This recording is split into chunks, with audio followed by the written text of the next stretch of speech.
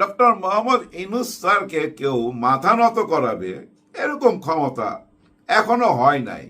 চোখে চোখ রাইখা কথা বলছে।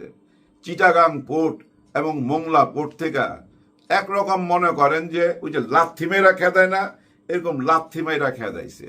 এই দুইটা পোর্ট থেকে ইন্ডিয়া যে সুযোগ সুবিধা নিত, শেখ হাসিনা বলছিল না ভারতকে আমি যা দিছি ভারত সারা জীবন ইয়াদ করবে।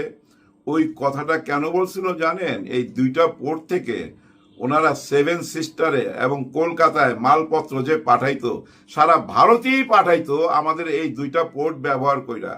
কিন্তু টাকা পয়সা দিত না, যেটুক দিত না ওইটুক হলো মনে করেন যে 10 টাকা দিত, 90 টাকাই মাইরা দিত। এই যে গত 16 বছরে যা টাকা পাওনা হয়েছে ওদের কাছে ভাই, ওই টাকা দিয়া 20টা পদ্মা সেতু করা যাবে, এত টাকা মাইরা দিছে।